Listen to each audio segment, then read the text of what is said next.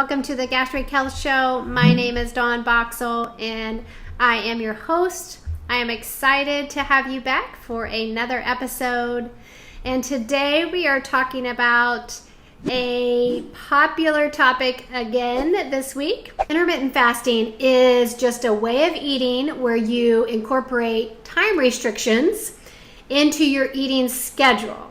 So you create a 12 or 20 hour window of fasting time, with 16 hours probably being the most popular. Show the benefits or stimulate the benefits of fasting, like speeding up your metabolism to burn more fat yet preserving your muscle. It has the ability to reduce your total cholesterol by about 20%, decrease inflammation throughout your body. It may improve your brain health, so even think about motor coordination. It also decreases the neuro-inflammation, disease states like Alzheimer's and Dementia. And then also helps prevent age-associated diseases. This is a strategy that they are using to help slow down aging. Get into the research, read, because this intermittent fasting, this is not a new thing. This goes back centuries. What does the research say about the metabolic shift happening during intermittent fasting? You are shortening the eating window. So if you are fasting, say from 7 p.m. at night until 7 a.m. in the morning, that's a 12-hour fast. So you would have to add another 4 hours to hit that 16, and some of them go a little longer. So if you did 6 p.m. to noon, then you're talking, you've got the 18 hours in. So this is where I find it where you're not really changing what you're eating, you're just changing the timing of your eating, and you only eat during that certain window. So you would have, you wouldn't have very many meals during that time, really. So what this means is your cells are shifting from glucose as their primary fuel source to fat being the primary fuel source. The breakdown of proteins for fuel does not begin until the third day of fasting. So what does that mean? That's a bad thing, because our heart is a muscle and your body does not say, oh, it's off limits, and you cannot take the heart muscle as fuel. It just takes it from anywhere. So that's where you have to keep in mind that you don't want to do these for long periods of time. Maybe the 12 is very, very popular, 12 to 16.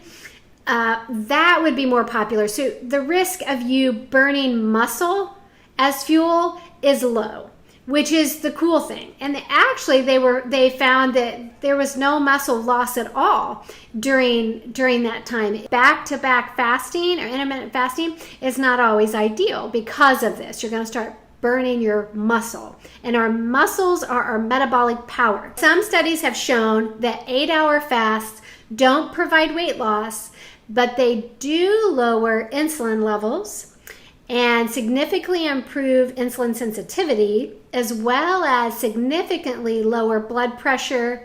And the best part is they are not starving. Is intermittent fasting something I should try?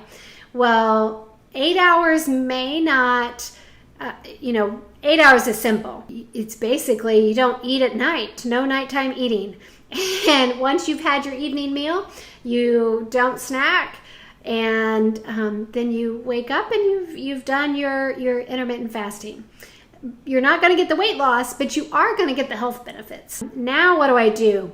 This could be a strategy that could help you. Just cut out the nighttime eating and make sure you have a full 8 hours of fasting. Some functional medicine practitioners only recommend to use intermittent fasting in those patients who are really resistant to weight loss. This could be an option for really kind of kicking that stall and really stopping the plateau and getting your weight going again.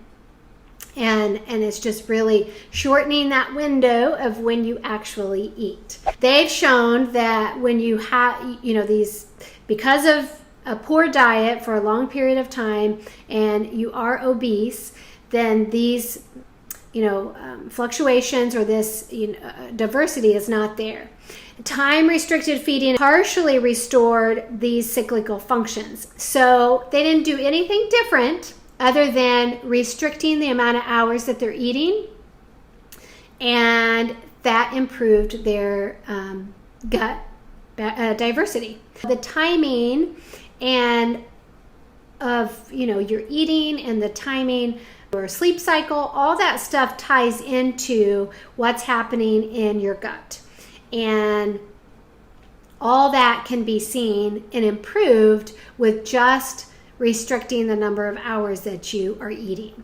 That fasting period could improve or decrease that leaky gut, and it also can decrease the endotoxins. It's called endotoxemia, and we see that in obesity. Some benefits in these areas, your gut health, inflammation, all those things will be, your diversity will grow in your gut microbiome. All those will improve. There can be risks associated with intermittent fasting. You shouldn't be doing intermittent fasting during pregnancy or nursing. Avoid during times of increased stress. If you have a high stress life, intermittent fasting, you're not going to get the same results. Also, if you have nutritional deficiencies.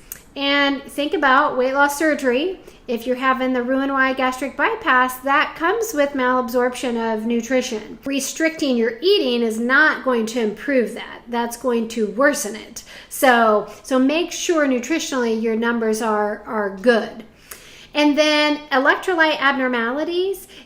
If you have a history of this with your potassium or your sodium being off, all those are in our blood that are tightly regulated. If you're a poor drinker and your fluids, you're always low on fluids and dry all the time, intermittent fasting is not going to help. And then chronic low calories. If you are not good at keeping your intake up already, cutting more is really not going to help you.